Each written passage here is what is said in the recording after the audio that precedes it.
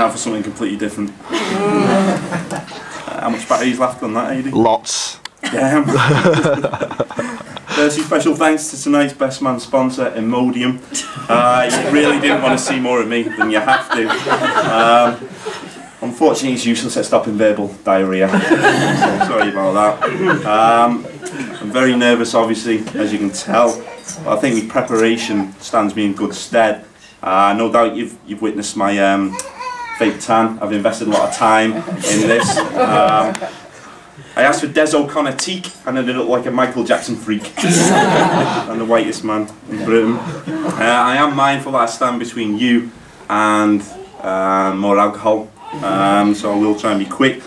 We should be done in 6 minutes or so. Unless I don't get any laughs, then we'll be done in 2 minutes flat. Come what may though, you can trust me though to stick to the point, okay? Eskimos. Eskimos supposedly have 56 words to describe snow. We, the English language, we have 2, snow and yellow snow. You don't want to get caught eating yellow snow unless it's personally prepared. The ancient Greeks had 3 distinct words for love: eros, philia and agape. I may be useless, but you've learned something tonight.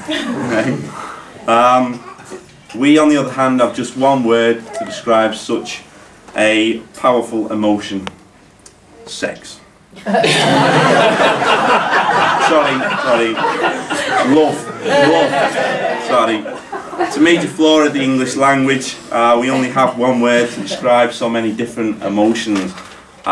We love our parents. We love our partners. We love our children. We love quality football teams like Everton. Oh yeah, and some of us love Liverpool. Love sometimes is truly blind. But thank God it is, else you wouldn't have found a woman to marry you, Dave.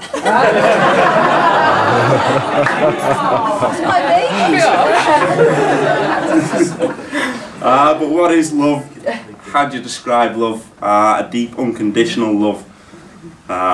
It's no good asking me. I'm still trying to figure why, if I'm the best man, I'm not the one getting married. I do know love when I see it though, and as soon as I seen Jenny and Dave together, I just knew that this day would come. But thank God it did. Dave, I don't mind telling you now, some of us had doubts.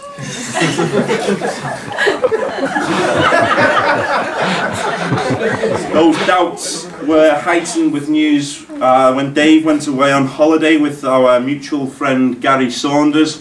He's not here at the moment, he'll be here later. They had to share a double bed together in Zante for a week. Gary was obviously mortified. He tried to change it immediately, but David was insistent on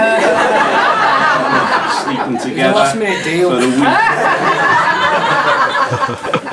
The situation was compounded for Gary. There was a fault with the slats in the bed, and basically every morning there was a gully developed in the mattress, so they were within 2 inches of each other when they woke up.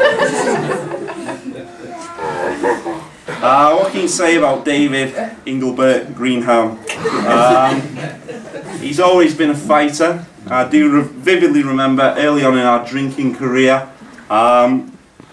every week we would get merrily hammered on special red cider when we were 15 or 16 or so. For some reason we'd say, look Dave, there's a ghost behind you, and without fail you'd witness then the most bizarre sparring fight with this imaginary ghost you've ever seen. Typical fight with Dave, there was scratching, hair pulling. Needless to say, the ghost always won. If you type Greenhow into Google, you get 31.5 million results. Incredible. But I can safely say there's only one of our Dave. Thank God. Before I move on, quick word on the stag do.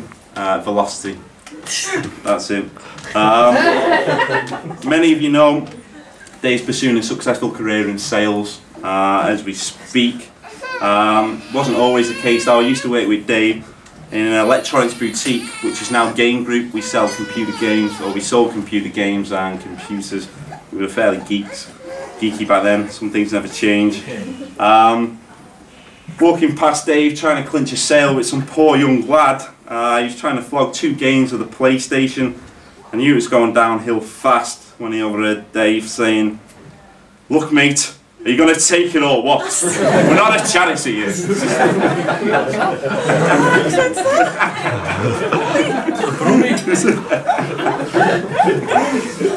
But he must have some unique sales skills because he sold himself well to Jenny, who I may say just looks absolutely beautiful. That dress is spectacular. Closely followed of course by the bridesmaids. Well done.